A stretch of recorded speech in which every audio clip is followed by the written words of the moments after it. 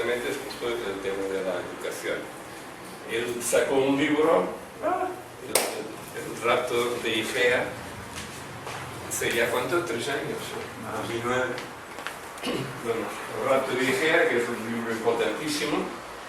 El rapto de Igea no dice mucho, a quien no sabe que Igea era una diosa griega de la salud, pero ya el subtítulo aclara: mecanismos de poder en el campo, en el terreno de la salud y la enfermedad.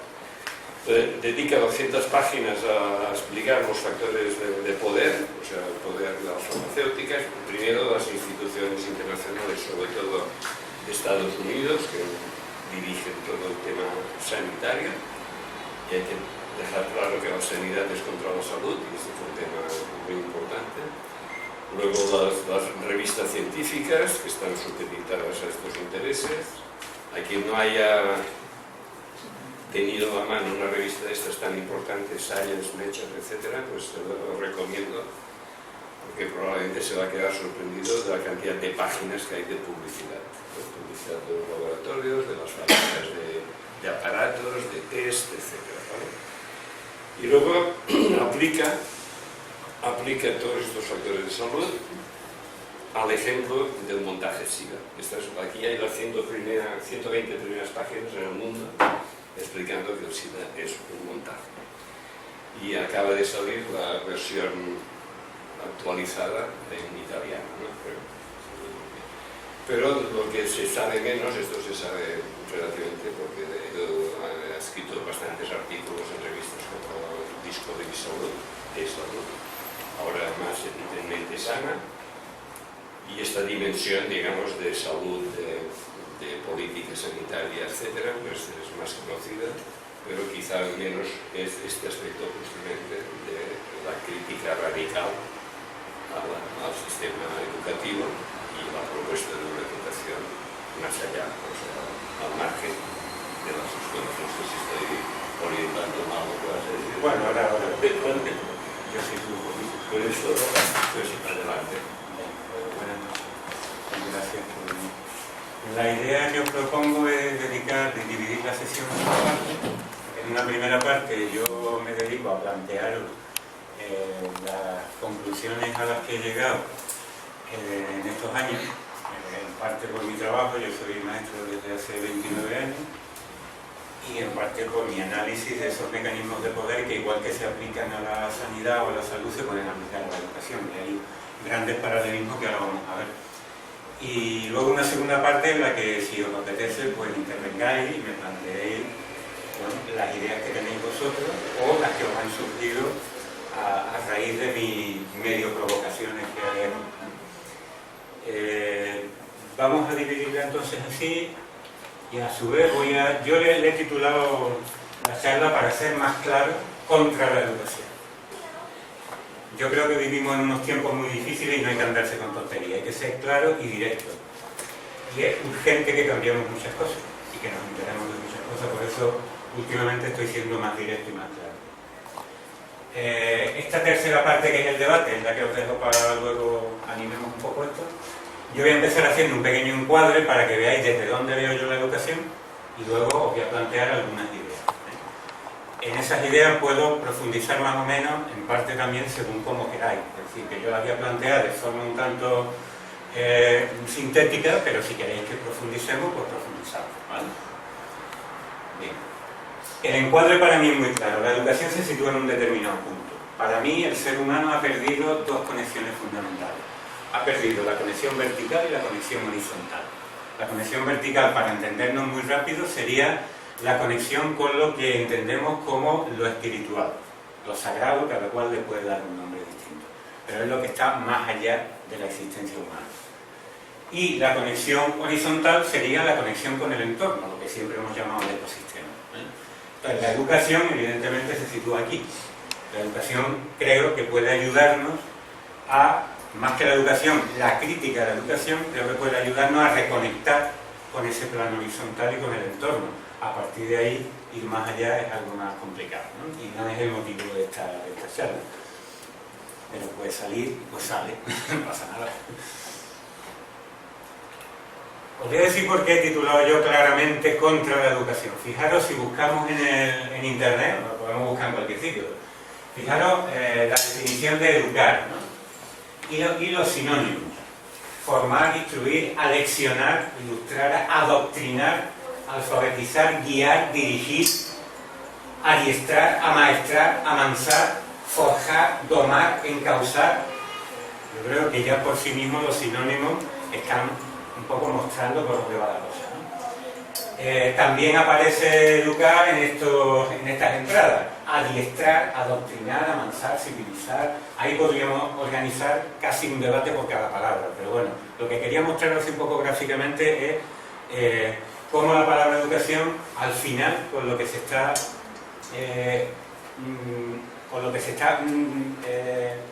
significando con ella, es que de alguna manera hay que formar, hay que orientar, hay que construir a ese ser humano que tenemos ahí, ¿no? Sin embargo, si buscamos la palabra autorregulación, que es la que yo opongo a la educación, pues resulta que no hay definición. No se han encontrado sinónimos para autorregulación, no se ha encontrado una definición de autorregulación. Es decir, el diccionario no sabe lo que es autorregulación. Es una forma de ver gráficamente cómo está la situación, ¿no? Entramos un poquito más a fondo. Como digo, yo pongo educación a autorregulación. Es verdad que se oye hablar, ¿no?, de educación libre. Para mí es hasta cierto punto contradictorio, lo mismo que escuela libre. No existe la escuela libre, no puede existir. La escuela es en sí misma un instrumento de formación, de control, de encierro. No puede haber una escuela libre. Lo que por ahí hay, que se autodenomina escuela libre, es porque esa misma gente dice, bueno, para que la gente entienda, pues le llamamos escuela libre, pero ellos mismos, si hablas con ellos y de verdad es una escuela libre, te van a decir, bueno, en realidad esto no es una escuela, es otra cosa que a veces no la terminan de definir y hacen muy bien, no terminan de definir. Entonces, para mí, la educación es una herramienta de poder, y la escuela forma parte de esa herramienta, mientras que la regulación es una herramienta de liberación. ¿Por qué? No debería serlo. Es decir, en una situación ideal, la autorregulación no debería ser una herramienta de liberación, debería ser simplemente el vivir y nada más. Y es como lo hacían en cantidad de tribus y que a lo mejor pues se sigue haciendo en las que sobreviven de una forma todavía salvaje. Y digo salvaje con toda la intención, hay que quitarle el sentido negativo que le tenemos dado a la palabra salvaje y devolverle la dignidad que tiene. Por ejemplo, no es una salvajada bombardear una ciudad y matar a 10.000 personas, eso no es una salvajada, eso es un acto civilizado. Una salvajada, a los salvajes jamás se le hubiera ocurrido matar con una bomba a 100.000 personas, eso se le ocurre a un civilizado.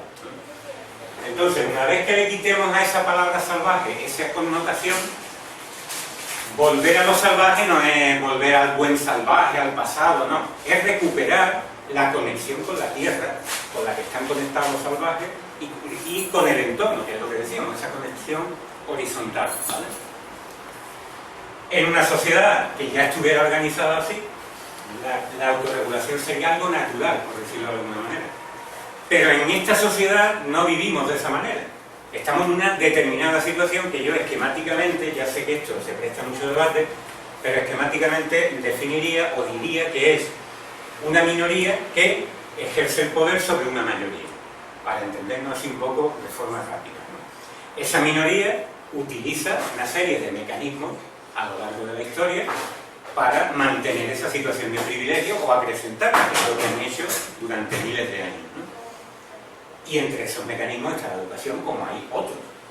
Entre esos hay mecanismos que son de una violencia más evidente, dar palos en una manifestación, como dije antes, bombardear una ciudad, y hay otros mecanismos mucho más sutiles y al mismo tiempo más temibles. Y la educación es uno de ellos.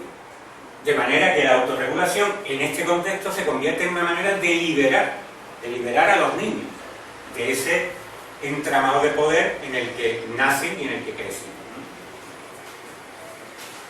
El objetivo de la educación y de esa herramienta de poder es perpetuar el control, como digo, y mantiene a los niños en un estado de sitio, o de excepción, como se suele decir, pero que para los niños no es excepción, es habitual. Ahora profundizamos un poquito más en esto del estado de sitio. pero para mí la infancia vive en un permanente estado de sitio. Mientras que el objetivo de la autorregulación en esta sociedad, digo, en esta sociedad donde hay unos mecanismos de poder contra los que luchar, es el de proteger la vida y por lo tanto implica una rebelión contra esos mecanismos. El resultado de la educación es la normalidad, mientras que el resultado de la autorregulación es la salud. La salud no equivale a la normalidad. A veces se cae en ese error de lo normal es lo saludable. No, lo normal no es lo saludable. Lo saludable en esta sociedad es una excepción, porque esta sociedad no está orientada hacia la salud.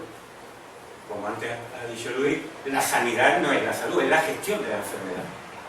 Por lo tanto, lo normal es que es la enfermedad y no la salud. Y en el tema de educación, exactamente igual. Lo que pasa es que son dos terrenos que tienen grandes intersecciones, la salud y la sanidad. Por ejemplo, la crianza de un bebé está un poco a caballo entre el terreno de poder de la sanidad, pediatras, etcétera, y el terreno de poder de la educación. Termino con este esquemita y si queréis me preguntáis o profundizamos más en alguna de estas cosas. La educación conlleva esto que os he puesto aquí. Se perpetúa a través de una línea que se opone. Hay dos líneas opuestas, una sería el mecanicismo y otra sería el holismo. Esto se puede aplicar, como digo, tanto a la salud como a la educación. El mecanicismo que consiste en fragmentar y el holismo que consiste en ver globalmente. La educación es impuesta desde arriba, de ahí todos los sinónimos que hemos visto antes de forjar, amaestrar, etc. Impuesta desde arriba para conseguir los objetivos que se quieren conseguir y que en gran parte están conseguidos. Y la salud sería algo que surge desde abajo. Es decir, la educación, la autorregulación implica el confiar en los niños, así de sencillo. Luego lo vemos un poquito más en profundidad. Y he puesto como dos autores, no los únicos ni muchísimo menos, pero los que para mí son paradigmáticos. He puesto a Freud aquí en la educación y he puesto a Reich en la autorregulación. Ahora también podemos profundizar en esto. Si queréis, antes de seguir, hacerme algún comentario o que aclaremos alguna cosilla de lo que he dicho hasta ahora, y si no, yo sigo, como prefiráis. Perdón, yo quería hacer simplemente la pregunta con respecto a la palabra autorregulación. Sí. Entonces, el niño se puede autorregular a través de imitación, ¿o cómo se autorregula? Bien, tenemos que crear las condiciones de esa autorregulación, evidentemente. Por eso esto lo voy a entrar un poquito más en eso, porque es un poco la base de toda esta historia, ¿no? Porque claro, decir contra la educación a mí me crea la necesidad de decir, bueno, entonces ¿qué? No es obligatorio, porque yo puedo hacer una crítica de la educación sin que tenga una alternativa, pero bueno, hay alternativas, ¿no?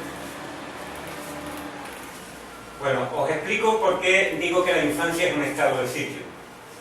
El estado de sitio, yo he puesto aquí la definición de la Enciclopedia de la Luz del año 93, pero bueno, lo podríamos buscar en cualquier otro sitio, ¿no? Y vendría muy parecido.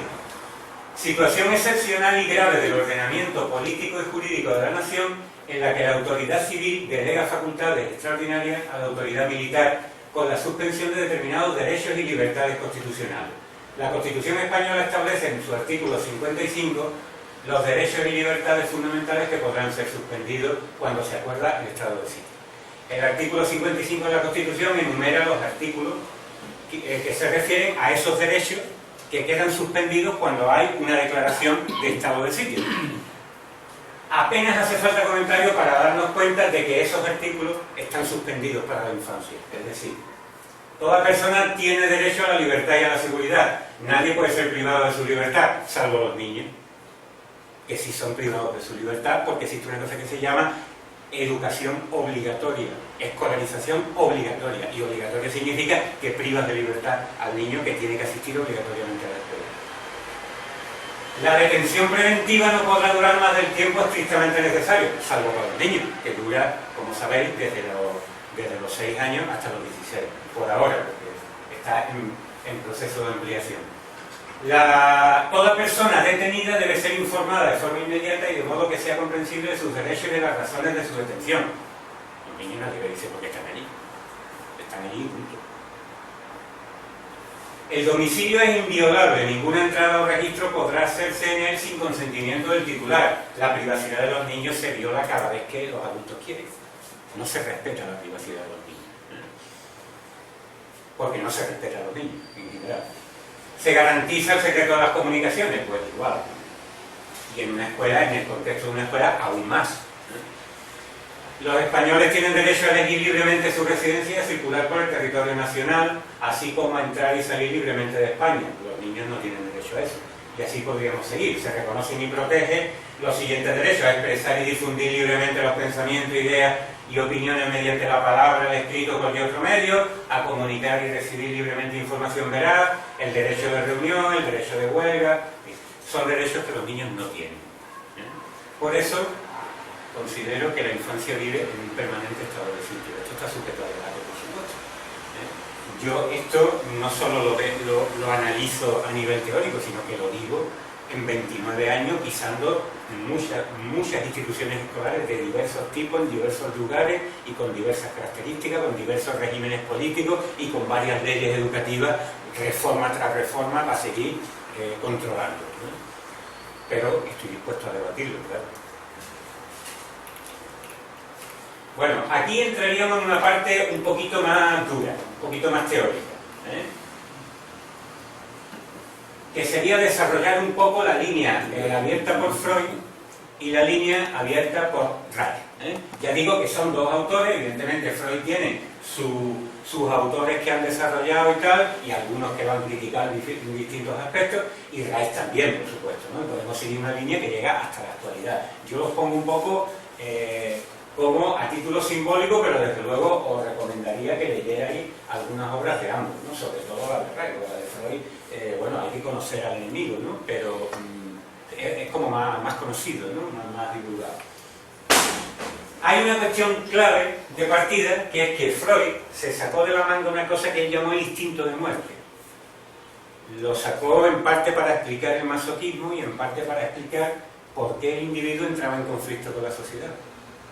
En ese conflicto del individuo, de las pulsiones iniciales del niño, cuando entra en conflicto con el mundo exterior, Freud, en su segunda etapa vital, es verdad que al principio él tenía otra orientación, pero hay un momento en el que él se pone de parte del orden, se pone de parte del control, se pone de parte de la cultura, y dice, la culpa de ese conflicto está en el individuo, que es que hay un instinto que lo lleva a buscar el sufrimiento. No tenemos que tocar a la sociedad, la culpa no es de la sociedad, es del individuo. Mientras que Reich lo que dice es justamente lo contrario. Ese enfrentamiento entre el instinto y el mundo exterior, ¿dónde está el problema? El problema está en el mundo exterior. Lo que tenemos es que cambiar la sociedad. De manera que las consecuencias es que lo que propone Reich es un cambio social, mientras que lo que propone Freud es una adaptación al orden. Vamos a tratar a los enfermos ¿para qué? Para adaptarlos al orden. Son inadaptados. Y hay que devolverles esa adaptación al orden, ¿no? Mientras que Reich llegó a un punto en que dijo, vamos a ver, yo estoy tratando aquí enfermos, era psiquiatra en activo, estoy tratando enfermos, ¿cuánta gente puedo ayudar así? ¿100? ¿200 personas? No sé cuántas. Pero si lo que hacemos es luchar por un cambio social y cambiar las condiciones que generan a esos enfermos, voy a ayudar a mucha más gente.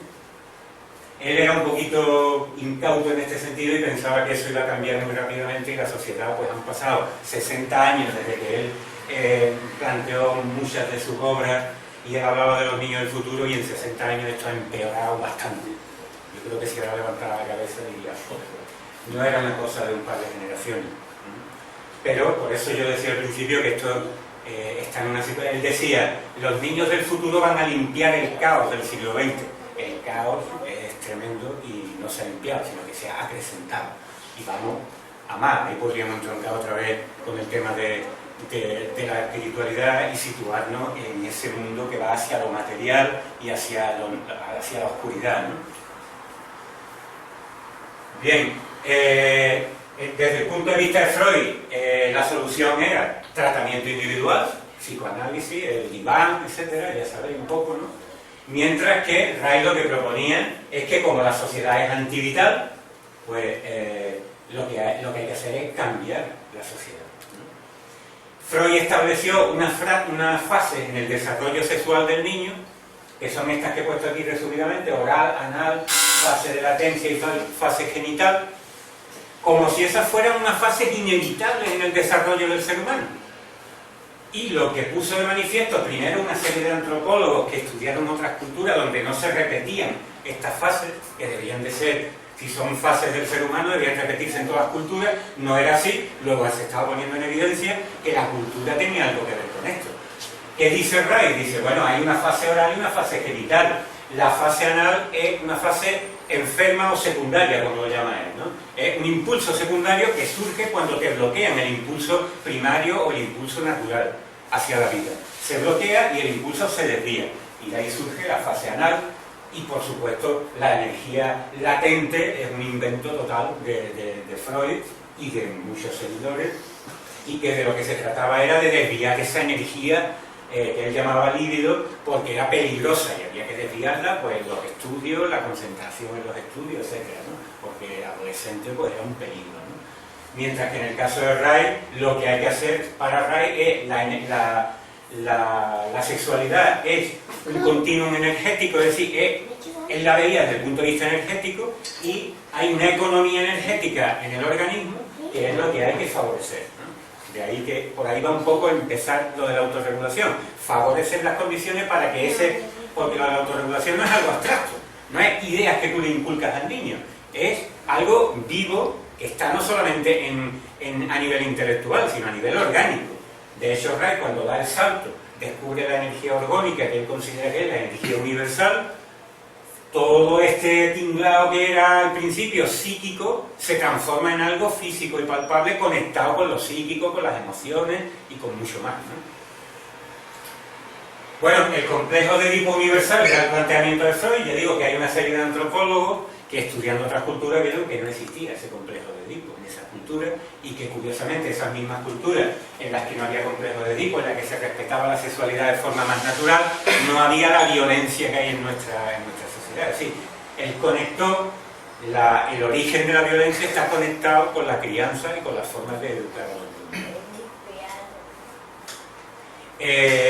Aquí tendríamos represión de los instintos, mientras que allí tendríamos equilibrio energético, gestionar la pulsación de la energía, que él desarrollaba en una fórmula en la que todo en el universo pues pulsa constantemente y fluye constantemente. Carga, descarga, relajación, ¿no? Tensión, carga, descarga, relajación. Y eso lo podemos aplicar desde un microorganismo, una ameba que está haciendo así constantemente, hasta el cosmos en el que los planetas están también pulsando, las tormentas. Él luego llegó a un punto en el que lo relacionó todo dentro de la ergonomía, que es la ciencia de la energía de la vida, ¿no? El origen del sufrimiento en esta línea se atribuye normalmente pues a predestinación, genetismo. Todavía hay gente, y lo digo porque hoy en una conversación que he tenido hoy ha vuelto a salir, y hay gente que cree, no, es que hay niños que nacen así, es que han nacido así, y tienes la mala suerte y te ha tocado, como si el nacer fuera el punto cero. Pues es que no ha pasado nada antes de que nazca el niño, no hay nada antes. O sea, se olvidan por completo de todos los factores que han estado jugando desde que la persona, desde que la mujer ha dicho quiero quedarme embarazada, o se ha quedado embarazada sin querer, da igual. Pero hay un punto en el que empieza ese ser a crecer ahí. No podemos decir, ha nacido así, bueno, ¿y qué ha pasado antes? Parece como que todo lo que ha pasado antes ya como pseudociencia, que es la palabra de moda, ¿no? Es algo, ¿quién sabe lo que ha pasado antes? Eso no lo sabemos, eso es cosa de magia, averiguar ahora lo que ha influido en el niño durante el embarazo, eso es cosa de magia. Y mientras que Rice tenía muy claro que el embarazo y el parto jugaban un papel fundamental, y luego, una vez nacido el niño, los primeros meses de vida y la crianza, un papel fundamental en cómo ese niño iba a desarrollarse en su vida posterior, ¿no?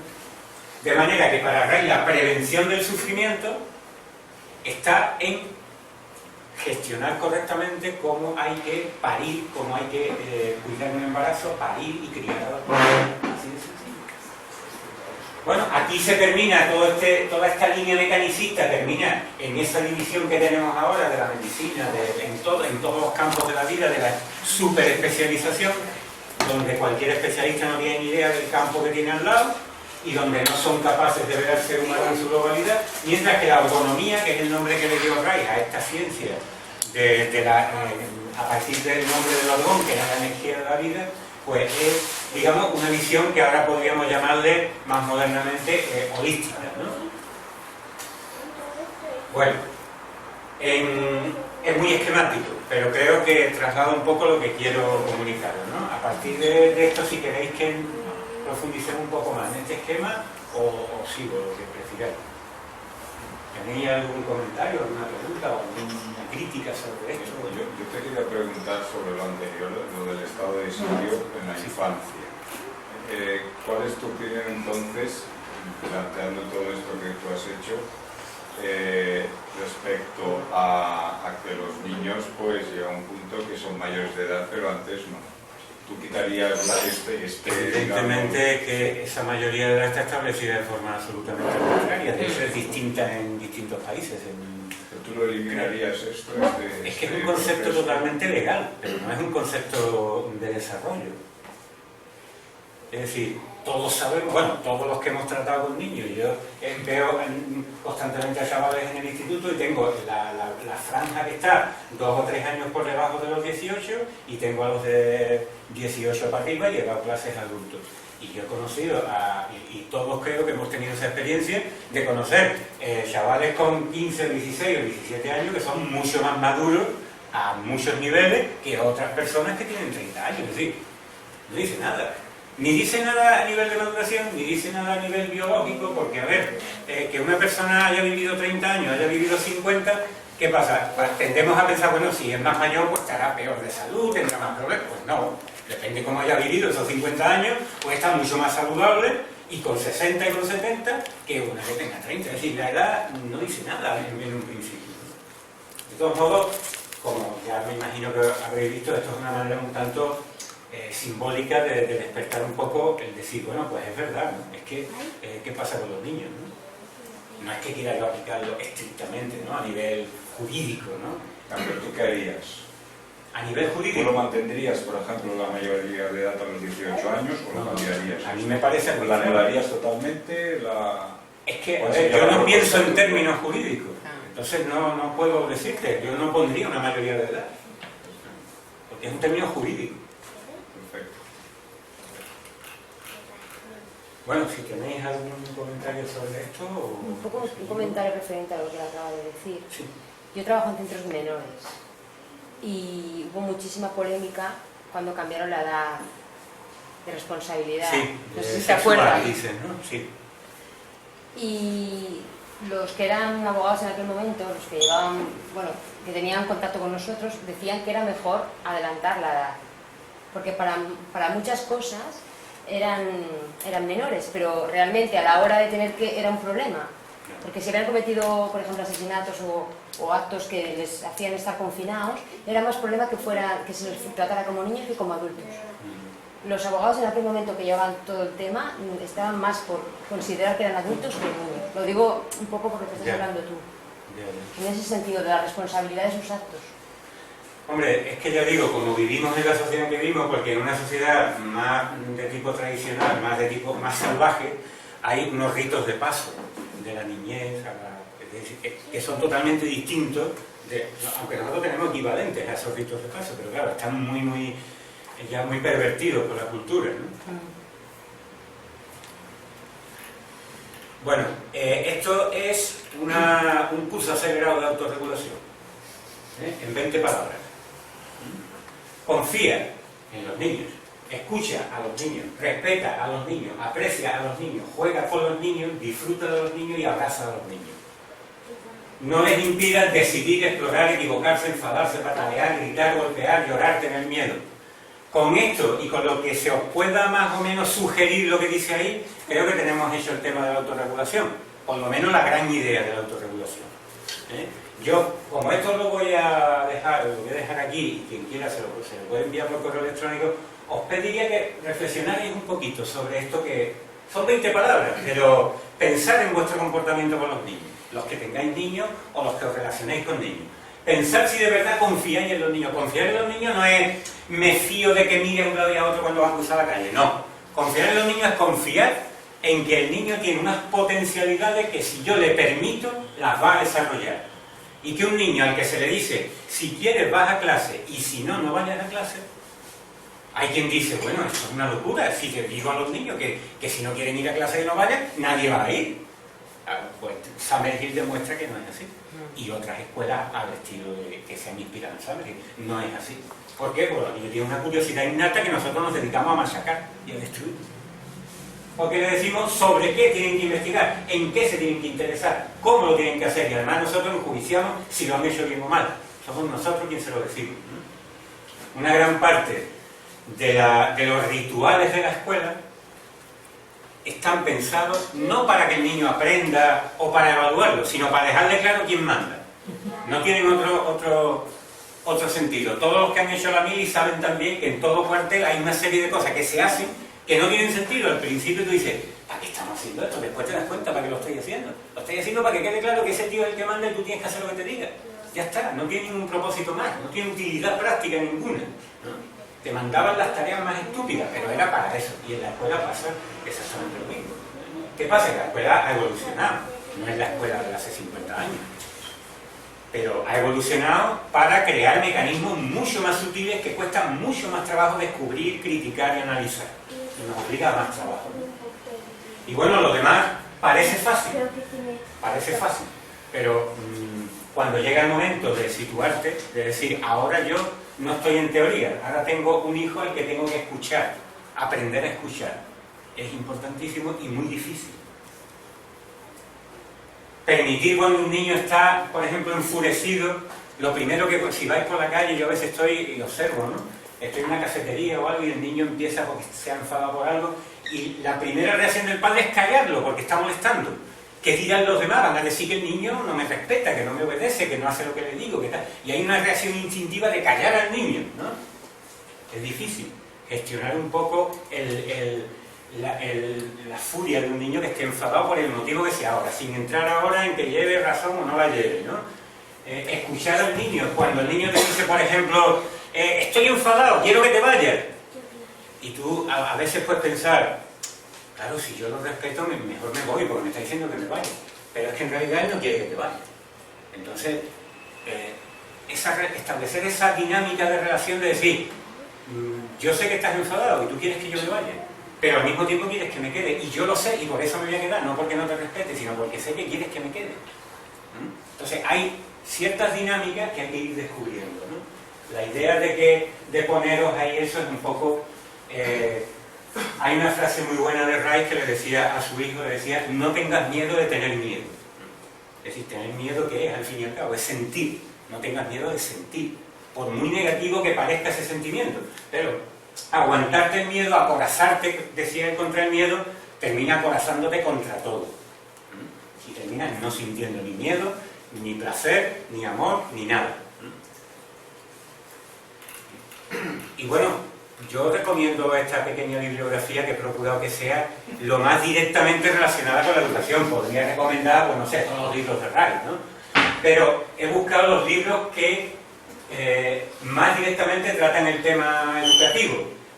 He puesto este primero, bueno, estamos en orden alfabético, pero da la casualidad de que el primero que he puesto acaba de salir, está casi recién sacado del horno, de la editorial Kerouac, y es un libro de Matthew Appleton, que fue tutor en Summerhill durante unos años, y que ahí en ese libro pues, cuenta su experiencia. Ya no está allí hace años, se dedica ahora a hacer terapia cráneo-sacral con bebés, que es otro campo curioso y interesante, y acaba de publicar con Kerouac pues, ese libro, Una infancia en libertad, que es contando su vivencia y lo que aprendió de los niños allí en Summerhill, ¿no? La Asociación Patriarcal yo creo que está prácticamente desaparecida, tiene una página en Facebook, pero no creo que esté en activo. Yo tengo los boletines de los años 89-92, muy radicales. Empezaron con un manifiesto de apoyo a la infancia y luego bueno, han criticado muchísimo la escuela en una línea bastante radical. No sé si serán conseguibles esos boletines. Bueno, hay algunos aquí disponibles. Este, por ejemplo, es el libro de Matthew Appleton, ¿no? de Kerouac, Hijos en Libertad. Luego, Freinet es un clásico, los métodos naturales. A mí me gusta mucho, en particular, de este libro, se refiere a la lectoescritura. Y me gusta sobre todo cómo Freinet trató el tema de la escritura, sin forzar. Es decir, cómo él partía de entregar papel al niño, y lo hizo con su propia hija, y empezaba a dibujar, y cómo esos dibujos poco a poco se iban dividiendo en dos: los que seguían siendo dibujos y los que empezaban a ser escritura. Y en un proceso en el que él fue muy respetuoso y vio cómo se desarrollaba por sí solo ese proceso de escritura, ¿no? Es un libro muy bonito para eso. Lo he puesto más que nada por el tema este de la escritura, ¿no? Freire, bueno, este es un clásico, la educación como práctica de la libertad, que me he encontrado hoy con que lo han reeditado en el siglo XXI, en una edición más bonita y mejor. Y bueno, os lo recomiendo también, porque claro, hay una de las cosas que podríamos debatir es lo que yo llamo el falso debate que hay en la educación, que es el de, parece que el único debate en educación es educación pública o privada. Hay movimientos por la educación pública, y ahí se quedan. Vamos a ver, educación pública o privada, pero ¿qué educación? Porque de acuerdo a la educación pública podemos nosotros contribuir a controlarla más que la privada, evidentemente, pero es que no la estamos controlando, nos está controlando a nosotros. Y el abogar por una educación pública universal y obligatoria es hacerle el juego a esos mecanismos de poder que están aborregando a la gente. Cada vez que pedimos más maestros, más escuelas, que mandamos escuelas a África y a todos esos sitios, lo que estamos haciendo es contribuir a que ese control aumente. Lo mismo que cuando pedimos más médicos, más hospitales, más vacunas para el tercer mundo y tal, estamos contribuyendo a que aumente el control sanitario, no la salud, ni muchísimo menos. Entonces, Freire dice exactamente eso, ¿no? ¿Educación para la libertad o educación para la sumisión? Si es una educación para la libertad, bueno, será la paradoja de que las escuelas libres son privadas, porque el sistema público no tiene escuelas libres. Y si quiero meter a mi hijo en una institución más o menos libre, respetuosa, tipo Sabre, donde se respeten la autorregulación, etc., es una escuela privada. Parece como una contradicción, porque la escuela pública está maestrando a los niños, y sin embargo hay escuelas privadas, no digo la privada, evidentemente, está la otra escuela privada que yo he sufrido cuando pequeño en los salesianos, o sea y sé muy bien lo que es, pero hay escuelas privadas porque no pueden ser públicas. ¿Qué apostamos por una escuela pública? Pues hay que decir pública y libre, no pública y obligatoria y con todo este mecanismo de amaestramiento, ¿no? Luego John Hall es otro clásico, que también lo tenéis aquí, aunque en fotocopia, pero bueno, es un libro de Alianza Editorial, que no sé si será ahora fácilmente conseguible. Bueno, como libro no. Como libro no, ¿verdad? Yo es que también lo tengo hace tiempo, entonces... Pero es un clásico en el que se hace sobre todo una crítica de la escuela como sistema. No tanto de la educación, pero sí de la institución escolar, ¿no? Como esto que os decía de cómo el maestro es el que ordena y manda, el que decide, el que valora, el que aprueba, o es como un juez, y como eso ha fracasado realmente, el resultado ha sido negativo totalmente, ¿no? Jesús Maña es también un libro relativamente reciente, del 2004, que lo ha publicado con Orbón, que es la editorial que tiene la Escuela de Terapia Reichiana de Valencia, y que, bueno, hace un repaso a todo lo que es autorregulación y autogobierno. Es como una panorámica histórica y luego da algunas pautas concretas porque ha hecho también una experiencia concreta y tal. Es interesante para el tema de la autorregulación. Me he saltado a Carlos Lerena, que para mí es de mis autores favoritos. Para mí fue un hallazgo cuando lo leí por primera vez. Carlos Lerena era un sociólogo que ha marcado un poco toda la dinámica de crítica de la sociología de la educación, ¿no? Y tiene un libro fundamental, que es este que os he puesto aquí, Reprimir y Liberar, aviso que es un tocho así de gordo, que está construido en 2 pisos, como él dice. En 2 pisos quiere decir que las notas al pie ocupan más que el texto, ¿no? Porque está constantemente complementando, aclarando, tal. Y hace una crítica histórica desde los primeros autores, empezando por los clásicos de Descartes y tal, hasta llegar a la época actual. Él tiene una perspectiva más bien Foucaultiana, ¿no? Una perspectiva la perspectiva de Foucault es la de la crítica a los lugares de encierro. Para él, la escuela, los hospitales, los cuarteles son lugares de encierro que nacieron en la época en que la sociedad era lo que podríamos llamar una sociedad disciplinaria, que se basaba en la vigilancia y el castigo. Sin embargo, ahora hemos ido evolucionando y ahora mismo ya no vivimos en las sociedades disciplinarias, porque ya no hace falta vigilar y castigar, ya la vigilancia es autovigilancia. Entonces ahora vivimos en una sociedad de control donde nosotros mismos, por estos mecanismos que estamos viendo, nos autocontrolamos, ya funcionamos automáticamente, ¿no? Por lo tanto es mucho más difícil ponerlo en evidencia, ¿no? Philip Meyer, bueno, este es un librito pequeño donde se analiza un poco cómo ese mecanismo del Estado utiliza al niño, cómo la escuela es utilizada por el Estado como un mecanismo de transmisión de ideología, sobre todo, ahí de ideología. El libro clásico de Neil, Summerhill, que es absolutamente recomendable, a mí me rompió los esquemas cuando yo lo leí estudiando magisterio, lo leí en segundo de magisterio y me rompió todos los esquemas, ¿no? Y a partir de ahí me rompió los esquemas y me creó una contradicción que llevo 29 años tratando de sobrevivir a esa contradicción, a la de ser un funcionario metido en una maquinaria educativa a la que ya veis como critico, y que sin embargo tengo que estar en ese día a día. Yo al principio pensé que desde dentro se podían hacer cosas, es imposible, es imposible. Ahora al menos he llegado a esa conclusión, ya también lo podemos debatir, ¿no? Os he puesto, de Ray podría poneros toda la obra de Ray, podéis buscar lo que queráis. He puesto este que es el que lamentablemente no lo hay en español, Children of the Future, Niños del Futuro, que de la editorial que está publicando toda su obra en Estados Unidos, pero sí que hay disponible, ese Children of the Future es un recopilatorio de artículos y entrevistas y tal, y muchas se pueden conseguir incluso en internet, en español quiero decir, Entonces, si queréis, podéis meteros, buscar el índice del libro y vais buscando porque hay páginas que tienen los textos disponibles.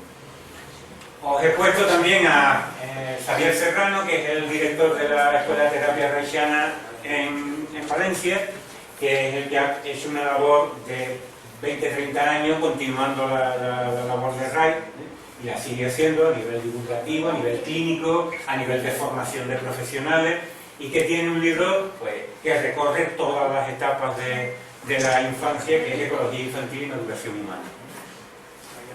Joel Spring, Introducción a la Educación Radical, ahí hace una panorámica de algunos pedagogos radicales, Ferrer y Guardia, el propio Neil, Rice también, está bien, además un librito que se lee de forma muy amable, con un vocabulario sencillo, que no es un libro muy académico, ¿vale?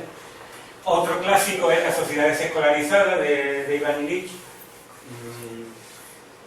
También estará descatalogado, aunque tengo la noticia de que hay una editorial pequeña que ha editado ya Némesis Médica de Illich y tiene el proyecto de editar también Las sociedades escolarizadas. Y esta Patty Whistle es un librito muy pequeñito que se llama Escuchando a los niños, que da unas pautas para lo que antes decía que es tan difícil y que solo se aprende con el día a día y con mucha confianza en los niños y mucho respeto por los niños, que es escuchar a los niños. Cuando lloran, cuando gritan, cuando te hablan, cuando requieren atención, etc., ¿no? Ya digo, se podrían añadir muchísimos libros, pero he puesto los que a mí me han influido más y que al mismo tiempo tienen una relación más directa con lo que hemos comentado aquí. Y aquí yo os invito a que ampliemos un poquito el círculo, ¿no? Has hablado mucho de Rice. ¿Cómo acabó Rice? Bueno, Rice acabó mal. Acabó siendo víctima de esos mecanismos de represión y de censura, porque claro, cuando alguien intenta poner a la vista conocimientos que al control no le interesa, pues lo persigue. Aunque es verdad que la historia de Rice es complicada y se metió en unos berenjenales difíciles porque él fue saltando de disciplina y hasta inventó disciplinas nuevas, y bueno, hubo un momento en el que hubo una dinámica persecutoria en Estados Unidos. Él era otro también, tenía mucha inocencia, él pensaba que los Estados Unidos era la tierra de la libertad, se fue allí porque lo persiguieron los nazis, lo persiguieron los comunistas, lo echaron de la sociedad psicoanalítica, y dijo, bueno, me voy de Europa, me voy a Estados Unidos, que es la tierra de la promisión, de la libertad, y se equivocó totalmente, confió en aquello y se equivocó totalmente. Y terminó, pues eso, al final terminó en una cárcel y murió enfermo en la cárcel. Incluso un juez americano ordenó quemar sus obras. Sí, sí, bueno, hubo una parte de las obras, es que a él se lo acusó no por un tema de censura, sino se lo acusó de fraude en el sentido de que la energía orgónica era un fraude, era mentira, y por lo tanto los acumuladores de orgón que él fabricaba eran un fraude, y cada vez que vendía uno, pues estaba cometiendo fraude. Y todas las publicaciones que tenían relación con los acumuladores, con el orgón y tal, pues fueron a la vista. Con lo cual se ordenó destruir los acumuladores. Además, algún acumulador había cruzado la frontera de un estado, y eso ya sabe que en Estados Unidos significa delito federal, etcétera, y hubo una persecución grande. Él no quiso entender que esa persecución iba por otros caminos, y quiso confiar en que, bueno, en que un juez no podía decidir sobre cuestiones científicas, se arriesgó a defenderse él solo y al final se metió en un embrollo y fue a parar a la cárcel, y quemaron todos los libros que tenían relación con el orgón, y ya de paso algunos más, ¿no? La verdad es que fue un episodio que, bueno, teniendo en cuenta que se producía muy poco después de la quema de libros de los nazis, donde se suponía que los estadounidenses habían sido los liberadores, ¿no?, del régimen totalitario, y ellos reprodujeron prácticamente la misma historia, pues bueno, es inquietante como mínimo. Aquí en España lo hemos quemado en la Santa Inquisición, ¿no? Probablemente. Bueno, decirme más cosas, ¿no? Bueno, aunque sea un poco a nivel personal, mire, yo soy un ejemplo de niña que a los 5 años dije que no quería ir a la escuela. Mis padres me lo permitieron y no fui a la escuela. A los 14 años decidí estudiar y soy funcionaria desde el año 71, o sea que sí que tuve interés por el estudio, pero a mí la maestra me pegaba y por lo tanto no quería ir a la escuela. Entonces sí que es verdad que esta libertad un día u otro tú la puedes ejercer, y que estoy muy de acuerdo en todo esto de que estamos oprimiendo al niño de una manera desesperada. Al ser funcionaria, por lo tanto, yo sí que quise, intenté y lo hice saltándome muchas veces las reglas que mis superiores me mandaban, ¿no? Entonces yo fui realmente liberal y en la escuela no hacía lo que me mandaban con los niños. Por lo tanto, los sacaba a la montaña y me iba con ellos a la montaña y observaba a estos niños en la montaña, qué es lo que hacían, qué es lo que no hacían. Eran los niños que menos se peleaban de toda la escuela, que tenían mucha libertad, que siempre me decían, ¿dónde vamos? A la montaña, que a la montaña ya aprendían. Entonces, claro, sí que yo tengo esta experiencia de una manera muy, muy directa, ¿no? Que dándoles la máxima confianza, pues los chicos aprenden. Sí, el tema de la confianza, que procede en gran parte de Neil. Neil y Ray fueron muy amigos, se encontraron y bueno, fueron como almas complementarias, ¿no? Y Neil a su vez la había sacado de Homer Lane, que era él trabajaba en instituciones penitenciarias, con chavales de riesgo o incluso delincuentes. Y la táctica que utilizaba era precisamente darles confianza y darles libertad. Y le funcionaba. Entonces Neil, cuando vio aquello, pues bueno, como que se le cruzaron los cables, porque claro, la época en que Neil empezó a ejercer de maestro en Inglaterra en los años 20, pues imaginaros cómo era la escuela, ¿no?, en esa época. Entonces, enfrentarse a ese sistema y a esa concepción de la educación es un mérito, ¿no? Y surgió de ahí, de dar confianza y libertad. Lo que pasa es que, claro, ahora vivimos en otros tiempos, y especialmente, por ejemplo, en el contexto donde yo trabajo, que es un instituto, no puedes hacer esto. Bueno, si me permite el relato, y apoyo. Sí, sí. Me prejubilé a los 60, en el momento que yo ya no podía hacer eso. ¿Ves? Es que claro, estamos hablando de otros tiempos. Yo también estuve un tiempo dando clase en primaria y hice algunas cosas y efectivamente te tienes que enfrentar con el director que te dice, con el compañero que hay que ver estos niños aleos que tienen todos días, todas esas cosas las puedes más o menos sobrellevar. Pero el problema es que no es una cuestión tan simple y tan superficial. Es decir, la escuela se ha mareado. ¿Cómo? Se ha mareado. No, se ha perfeccionado mucho como mecanismo de control. ¿Qué ocurre? Que es mucho más difícil trabajar desde dentro. Porque los propios niños, es lo que decía, hemos pasado de la disciplina al control. Los propios niños te lo impiden. Es así de claro. ¿Qué nos pasa? ¿Qué experiencia tenemos Luis y yo cuando damos una charla y empezamos a hablar de los antivirales? ¿Quién son los primeros que se vuelven contra ti? Los que están tomando los antivirales, los propios afectados que deberían decir, sí, esto es mi liberación. No, se vuelven contra ti. O sea, se ponen de parte del sistema en contra tuya. Porque el sistema utiliza Esa minoría que está ahí no tiene más que hacer así, pum, pum, pum, y son los mismos de abajo los que se vuelven contra los de abajo. Es así. Y entonces los propios niños son los que no te dejan, porque no quieren, no pueden ya, no pueden. En ese contexto, ellos no son capaces de interpretar lo que tú estás haciendo. Y entonces, esto se te vuelve contra ti a todos los niveles. Es mucho más difícil que antes. Te lo digo porque es la experiencia que yo tengo, ¿no? Entonces, claro, la contradicción es mucho más grande. Porque si tú tienes a un grupito de niños de tercero de primaria y en un pueblecito, por ejemplo, donde no hay mucho control, los niños son un poco más sanos, no más normales, sino más sanos, que los llevas al monte y tal, hasta te lo pasas bien, claro. Pero si eso lo tratas de hacer en un instituto donde está todo mucho más mecanizado, donde todo el mundo funciona como parte de ese engranaje, es que te buscas palos por todos lados. ¿Entiendes? Es que es muy difícil. Yo quisiera comentarte a lo que has hecho referencia respecto a la escuela pública y privada, que estoy muy de acuerdo contigo en ese sentido. A mí me pasó una cosa interesante en este aspecto cuando fui a una reunión de un partido político que querían, digamos, empezar un partido en la línea de los verdes, y se planteó el tema este de la educación pública. Precisamente yo dije, hombre, ¿cómo que educación pública? No, yo no lo veo así. No debería ser una educación pública estatal que controla, digamos, digamos, los conceptos y el programa educativo, ¿no? Y vamos, se me echaron encima, y eran personas que se llaman de izquierdas, o verdes, o progresistas, etcétera, ¿no? Y bueno, fui a esta reunión, no fui a ninguna más porque la política no es lo mío.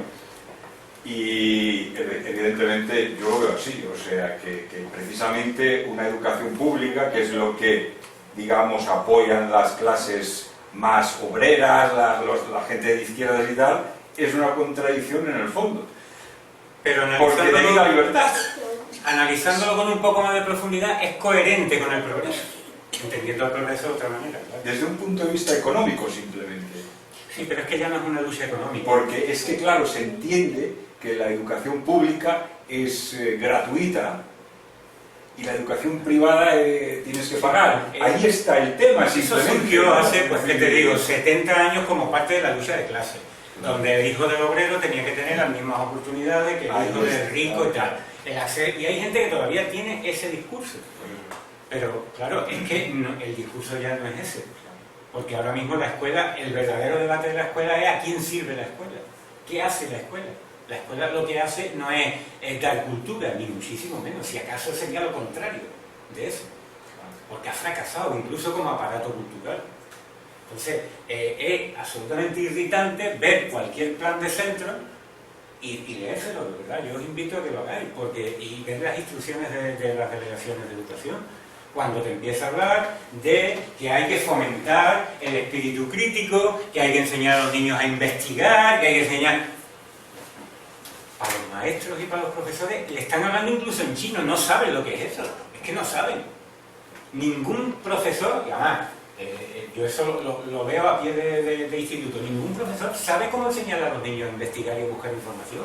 Claro, ¿cómo lo va a saber? Si está acostumbrado a ser él el que le dice lo que tiene que saber y punto. Entonces, montarse ese discurso y luego resulta que estás haciendo exactamente lo contrario, porque no se favorece el espíritu crítico, porque el espíritu crítico que es justo lo contrario. Pero claro, no es contradictorio.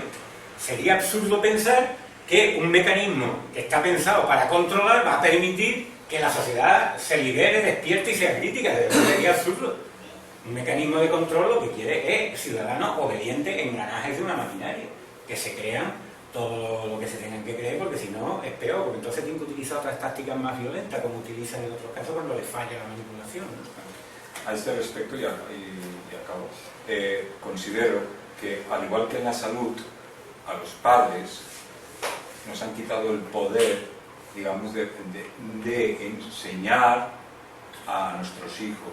La salud nos han quitado el poder de, digamos, sanarnos a nosotros mismos, ¿no? Está controlado por el sistema, Totalmente. todo el sistema de salud. Decía que hay un paralelismo. No tenemos ni idea de cómo, la mayoría de la gente no tenemos ni idea de cómo poder, digamos, resolver cualquier pequeño trastorno, porque esto ya no, estos son solo los médicos, y antes pasaba en la familia de abuelos a hijos, de hijos a nietos, etcétera, un cierto conocimiento de, pues esta plantita para esto, esta cosita para lo otro.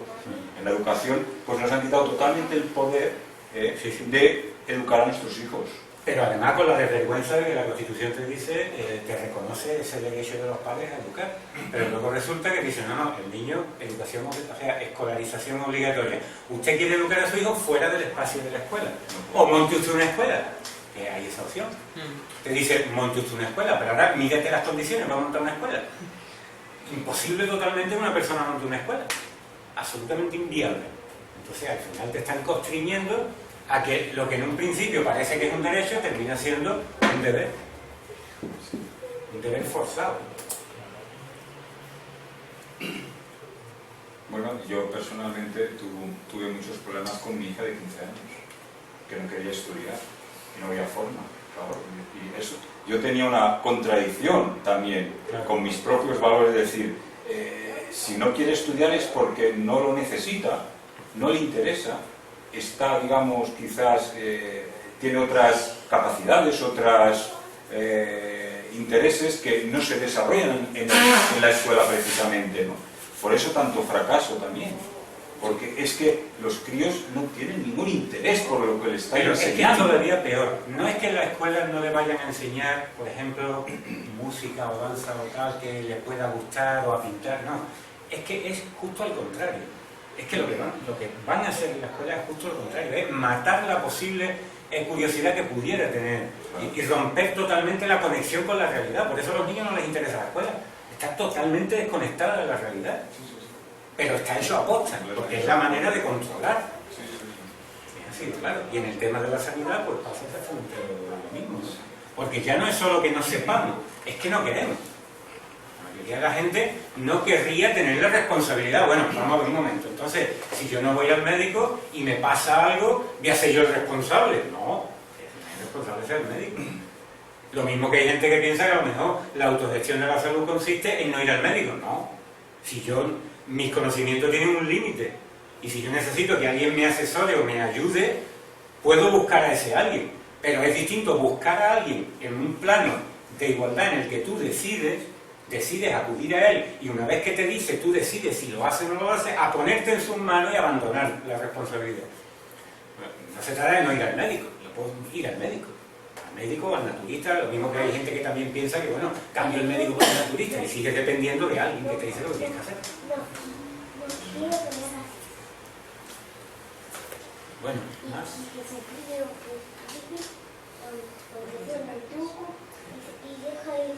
Ahora haría falta saber, tal vez, cómo romper con todo esto. Bueno, Esto indica un poco lo que te iba a preguntar, si conoces el homeschooling que partió de Holt y qué observaciones harías sobre la práctica, que es lo que en mi también. Bueno, sí, vamos a ver. El tema de cómo cambiar, es que claro, esto parece como el huevo y la gallina, porque dice, vamos a ver, para cambiar la sociedad necesito otra clase de gente. Con esta gente no puedo cambiar la sociedad porque están, digamos, disciplinados. Pero al mismo tiempo, para tener otra clase de gente necesito otra sociedad. Entonces, ¿dónde empezamos? Entonces, Rice lo que decía era, nosotros vamos a hacer, que nos hemos dado cuenta, digamos, que hemos visto que aquí falla algo, vamos a hacer el esfuerzo de entregarle a los niños unas herramientas. Nosotros no podemos cambiar la sociedad, pero no porque no sepamos, no es cuestión de conocimiento, es cuestión de capacidad, incluso emocional, para poder llevar adelante ese cambio. Pero podemos entregarle a nuestros hijos una primera herramienta para que ellos se críen de otra manera, sean más capaces de educar a los suyos y así, al cabo de, no sé, un tiempo, pues esto habrá cambiado. Ya digo que fue muy inocente porque no ha cambiado, pero es porque tampoco ha ocurrido eso, ¿no? Y si se ha hecho de una forma muy fragmentaria, ¿no? Y estas escuelas como Summerhill son auténticas islas, no hay naturalidad, ¿no? Entonces, bueno, nace el movimiento este de homeschooling, por lo menos una parte del movimiento de homeschooling, que yo critico esa denominación mucho, porque para mí homeschooling es el enemigo en casa. Así de claro. Homeschooling significa la escuela en casa. Vamos a ver, si yo critico la escuela no me la voy a meter en mi casa. Hay padres que hacen el homeschooling, es decir, incluso usan los mismos libros de texto, algunos, los mismos libros de texto de la escuela, los usan ellos con sus hijos. Por algún motivo, hay algunos que tienen motivaciones, hay muchos tipos de motivaciones en el homeschooling, ¿eh? Hay motivos religiosos, a mí me lo han preguntado a veces, hay motivos de crítica a la escuela, hay motivos más, bueno, más prácticos, pues no sé, del granjero que vive en el campo y no quiere que su hijo vaya y le da las clases allí.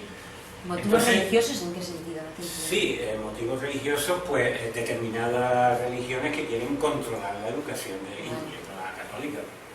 Sí, que hay un movimiento, el movimiento de homeschooling está muy relacionado con la Iglesia Católica, ¿eh? De hecho, fíjate si es así, que ahora que hay la esperanza de que la legislación pueda cambiar y al menos despenalicen el homeschooling, vamos a llamarlo, quien está más abierto a ese cambio es el PP, precisamente porque entronca con esa idea de la familia, etc. El PSOE, por ejemplo, es más reacio a ese cambio, cuando parecería que debería ser un tema más como de enfocarlo por el progreso, pues no, hay que enfocarlo por el otro lado si se quiere un cambio de legislación. Lo que pasa es que el PSOE también tiene que participar en ese cambio. Y hay posibilidades de que al menos despenalicen, porque ahora mismo padres que deciden no llevar al niño a la escuela, se calcula que en España puede haber aproximadamente unas 1.500 o 2.000 familias. Claro, esto es incontrolable porque hay muchísimas familias que lo mantienen oculto por razones obvias, ¿no? Entonces no se sabe. Pero al menos gente que se mueve, gente que está adscrita a la asociación ALE, que se mueve un poco en los círculos de debate y tal, pues hay unas 1.500 familias. De esas 1.500, aproximadamente, redondeando, unas 50 han tenido problemas con la ley. Estos problemas suelen ocurrir muchas veces porque primero escolarizan al niño y después lo sacan. Quien no lo lleva nunca está más descontrolado. Pero quien lo lleva y después lo saca, que, entre paréntesis, en mi caso, estás arriesgándote a la persecución ya, directamente.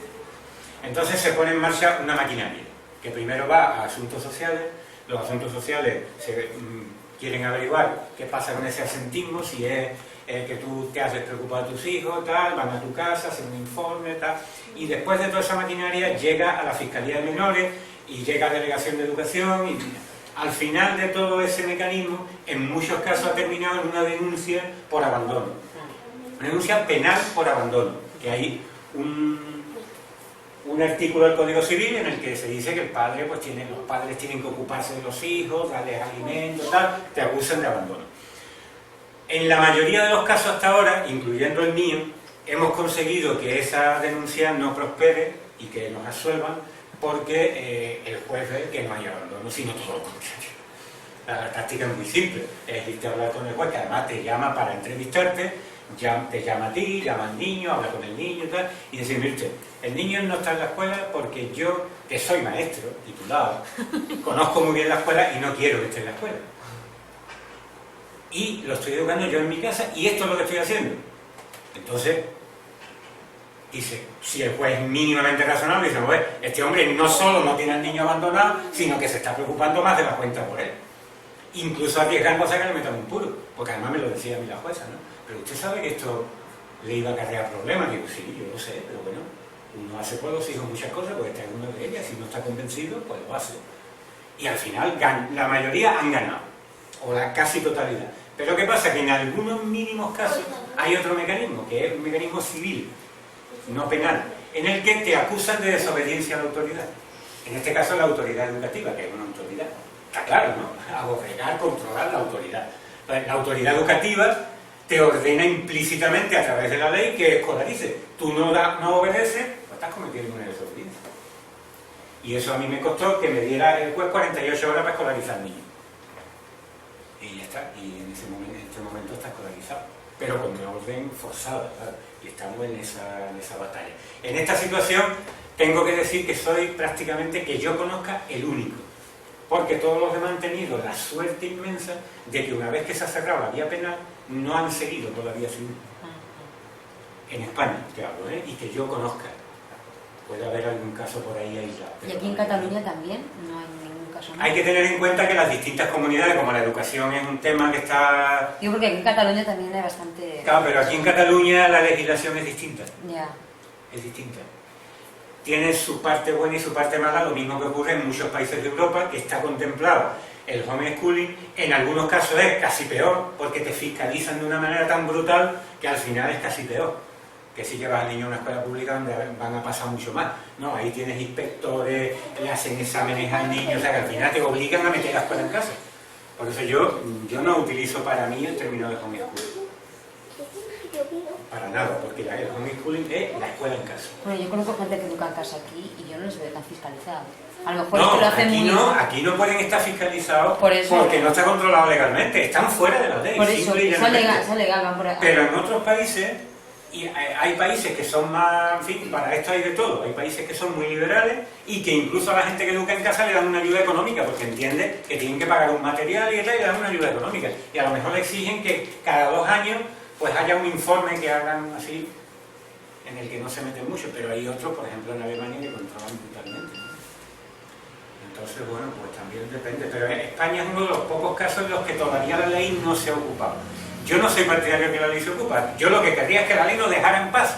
Lo mismo que debería dejar en paz las drogas, por ejemplo, esto de legalizar las drogas. ¿Cómo legalizar? Liberar y dar información. Pero a mí que no me fiscalicen, yo no soy partidario, hay un debate en todo este movimiento y yo no soy partidario de que lo legalicen porque sé lo que va a pasar.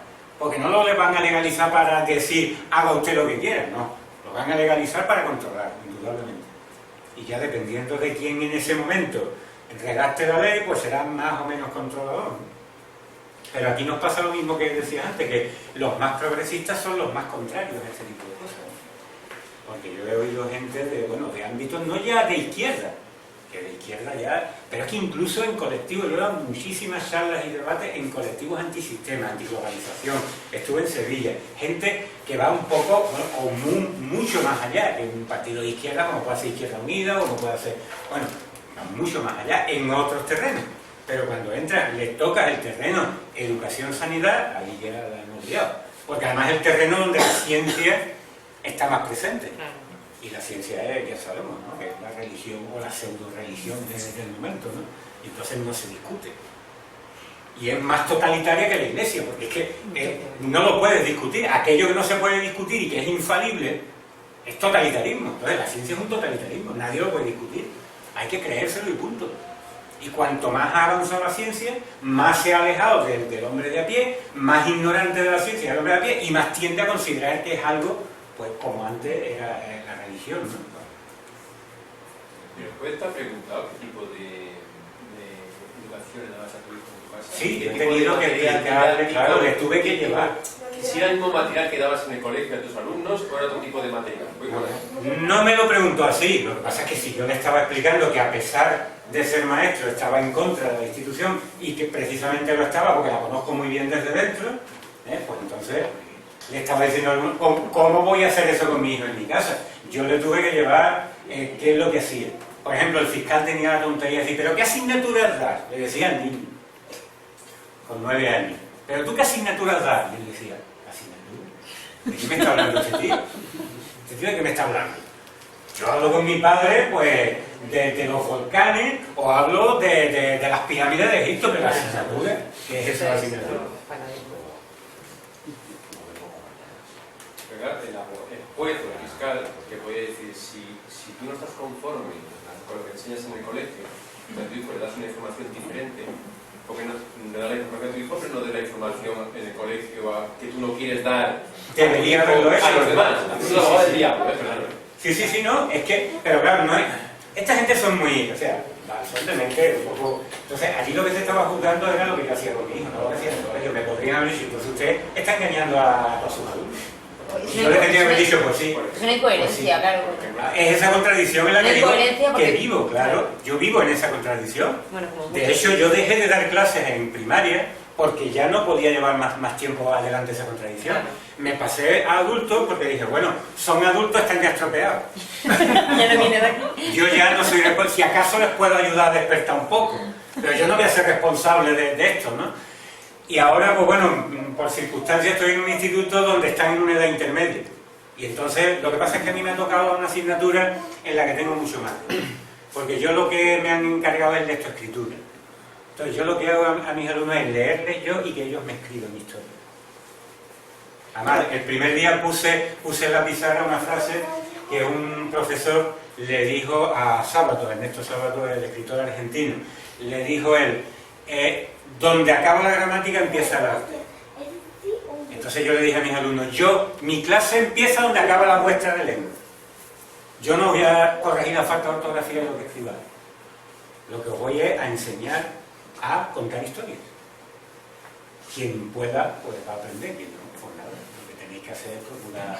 Y lo que hago es leerles yo, en vez de que ellos lean, que es la dinámica habitual, lo que hago es leerles yo, que es una dinámica más difícil, pero bueno, que cuando consigues interesarlo, pues funciona. Entonces, digamos que suavizo la contradicción. No la resuelvo, pero no estoy dándole una clase de lengua o una clase de...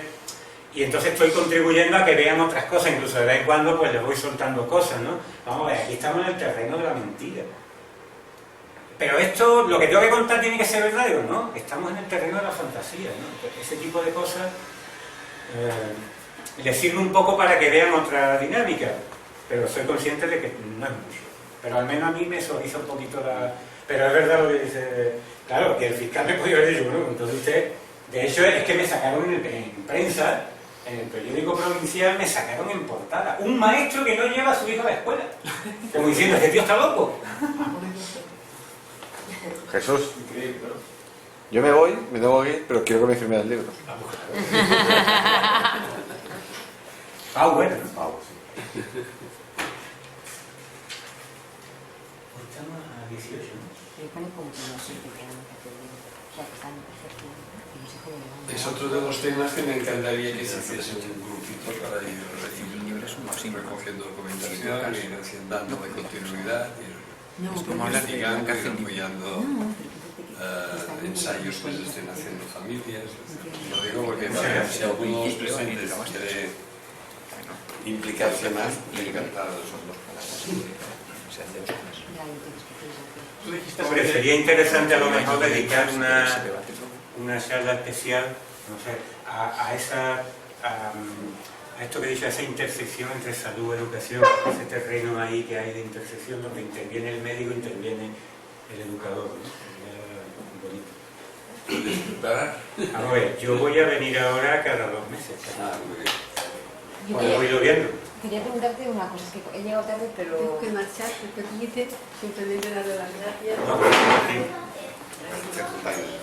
Quería preguntarte, aunque que se la educación libre, que si educación pública no, educación libre tampoco, ¿cuál sería la alternativa? Bueno, para empezar te digo que yo considero que hay mucha etiqueta de educación libre que no es educación libre. Vale, pero hay veces que sí que hay. Que hay mucha gente que te boquilla la libertad de los niños y luego lo ves con su hijo y dices, ¿de qué me estás hablando? Bueno, pero eso aparte. La prueba del algodón es, esto no es una cuestión intelectual, que puede quedar muy bonito con 4 amigos hablar de la educación libre, pero luego tú a tu hijo no lo estás escuchando. Por ejemplo, estás hablando con tu amigo y el niño te está hablando y tú le estás explicando a tu amigo lo que es la educación libre y al mismo tiempo el niño está ahí y no le hace el puñetero caso. Es decir, eso lo veo yo, ¿no? Entonces hay muy pocas escuelas que se puedan considerar educación libre. Y luego también habría que ver qué entendemos cada uno por educación libre. Claro. Porque yo no he... Aquí lo que he defendido más que la educación libre es la autorregulación. Entonces, la autorregulación es algo que, digamos, un poco más limitado, más preciso que educación libre. La escuela de Summerhill se presentó como una escuela libre. Pero era en unos tiempos en el que no hacía falta precisar tanto, quizás, ¿no? Se entendía que, claro, la escuela era terriblemente disciplinaria y decir educación libre, pues, consistía en que los niños no tenían obligación de asistir a clases. Todo eso generó un debate con la autoridad educativa y tuvieron muchísimos problemas. Bueno, mi experiencia es que yo estoy de voluntaria en un... Pues es que no depende solo de mí, porque todos estamos aquí hablando y no sé yo el tiempo que querrá seguir hablando. No lo decido yo. Esto es libre. Lo vamos a decidir aquí entre todos, Pablo. Ya no te quiere oír. No sé si te oía, ¿eh? Mi experiencia es que estoy haciendo voluntariado en una escuela de educación viva, ellos se llaman así, en Tarrasa, y yo tengo la sensación que yo he trabajado en la pública, en la privada, y he sido educadora toda mi vida. Mi experiencia, desde que he entrado ahí, es que mi manera de ver al niño ya había cambiado, pero fue entrar ahí y para mí fue un cambio radical. Por ejemplo, yo me molestaba que no recogían los juguetes, ¿no? Y yo le dije, ¿por qué no recogen los juguetes? Y dice, no, es que según las épocas de desarrollo, no tiene por qué recoger los juguetes hasta la edad, no les mando a recoger. Y yo representa que tiene una mente muy abierta. Como eso, otras muchas cosas que yo sí, pero consideraba cuidado, por ejemplo, yo he participado, cuando empecé en mis tiempos inocentes que antes hemos comentado, de que pensaba que se podía hacer cosas desde dentro, yo presenté un proyecto educativo a la autoridad educativa. Inocente de mí, porque claro, ¿cómo le vas a presentar a la autoridad educativa un proyecto alternativo? Es una contradicción. Yo en aquel momento, pues ya te digo, jovencito, recién casi terminado magisterio, ¿no? Presenté ese proyecto. ¿Y sabes lo que pasó? Pues una muestra de lo que es de cómo funcionan estas instituciones. En el claustro se votaba el proyecto. El claustro tenía que votar si el proyecto se hacía o no se hacía. El claustro nos votó, lo hicimos entre dos profesores, nos votó el proyecto prácticamente por unanimidad como positivo, con la condición de que no se hiciera allí. Claro, pero aquí el Martinet Es también... decir, te damos el visto bueno, pero no para hacerlo en nuestro colegio. Ya. ¿Y por qué no?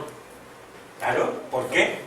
Entonces, claro, ahí yo ya desde ese momento empecé a ver, claro, hemos sido incautos por completo, presentado un proyecto alternativo a la autoridad educativa para hacer las cosas de otro modo. Pero por ejemplo, aquí y aún así era un proyecto dentro de la maquinaria de la escuela. Sí, pero yo era... conozco proyectos así. Martinet, por ejemplo, aquí, está muy cerca, es en Ripollet, es público.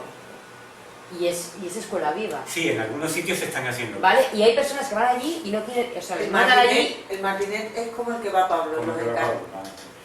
Hay personas que caen allí y no saben qué es educación viva y a los 4 días no quieren estar allí. Porque ellos quieren una cosa ordenada, organizada, y no quieren, y no, les cuesta mucho adaptarse. Yo conozco a la gente, a los directores de allí. En el colegio de Pablo fue una madre y montó un pollo en una reunión porque se había enterado que a la hija no la obligaban a comer.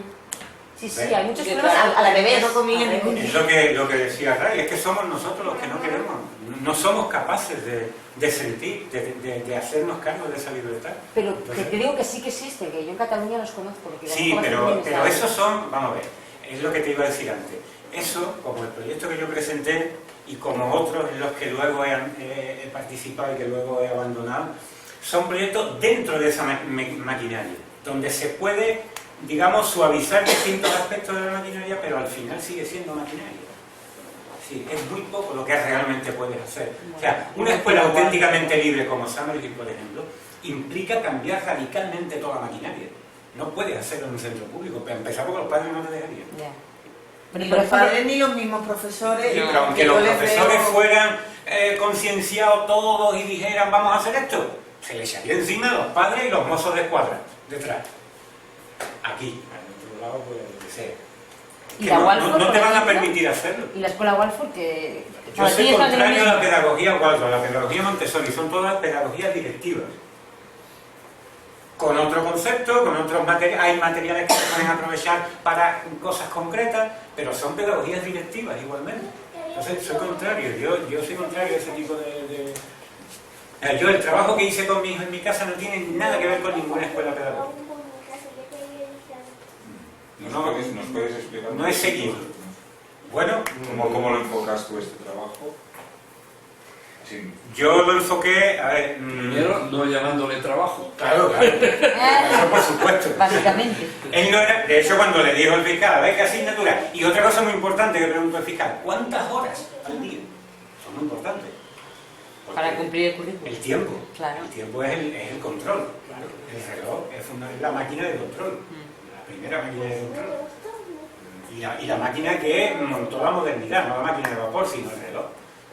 Y todo se rige por el control del tiempo. Entonces, ¿cuánto tiempo le dedicaba usted a esto? ¿Cuánto tiempo estaba con matemáticas? ¿Cuánto tiempo estaba? Una mentalidad mecanicista, una mentalidad imposible discutir con él, imposible. Y encima era el fiscal, si te ponías a discutir con él ya la hemos liado. Una mentalidad normal. Sí, normal, normalizada, claro. Y se da la circunstancia de que esta gente, me refiero a jueces, fiscales, abogados, incluso tal, son los que tienen que tomar unas decisiones para las que no tienen la menor preparación ni formación ni idea. Ni idea de educación, ni idea, ni idea. Es como si le preguntas al juez que decida si este edificio se construye o no. Y el juez tiene que mirar los planos y saber si ese edificio se va a caer o no se va a caer. Pues le tendrá que preguntar a un arquitecto, ¿no?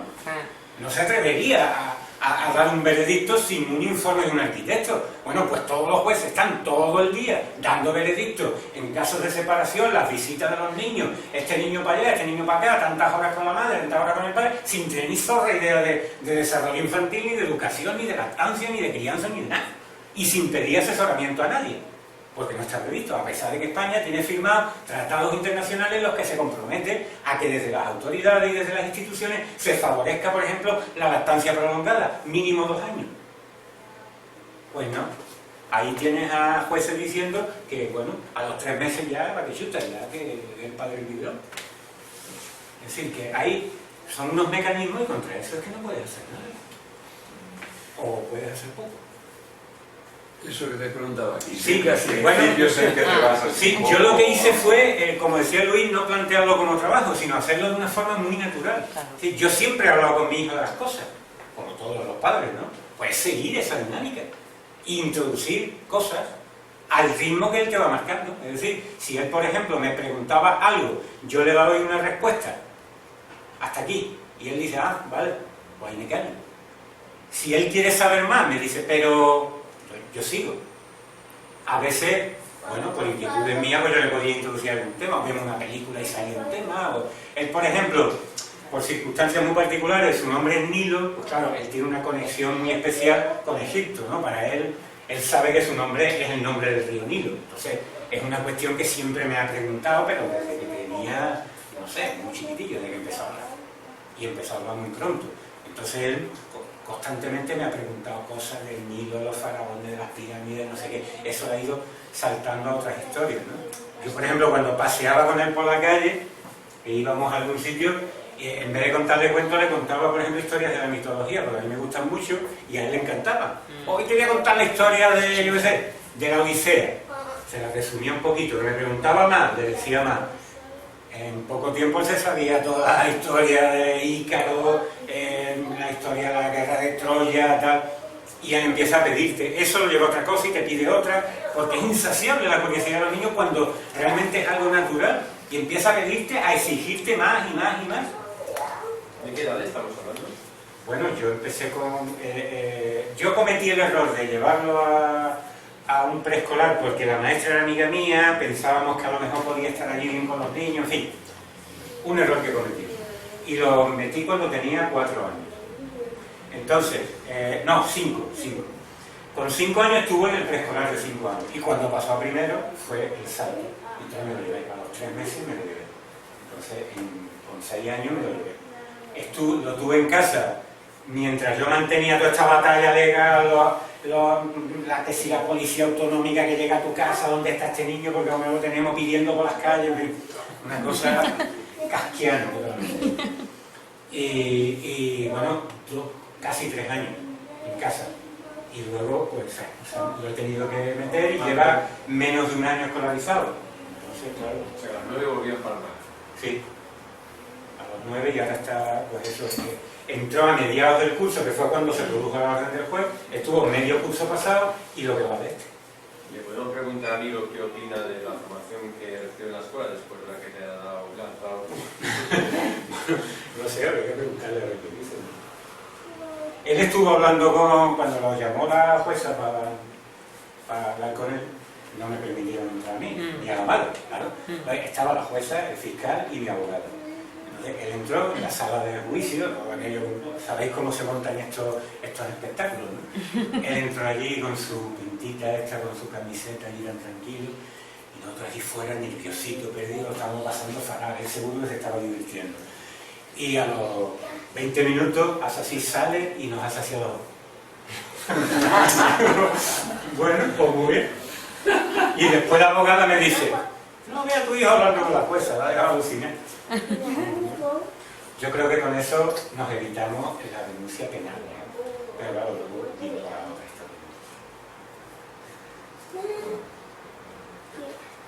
Y a la hora de comer, que no cogen los cubiertos adecuadamente. todo chorradas y tonterías. Mira, Valeria, tu novia Valeria. Bueno, esto lo voy a parar, ¿no? Esto ya lo paro. Sí, Porque sí, lo de tu no. novia Valeria creo que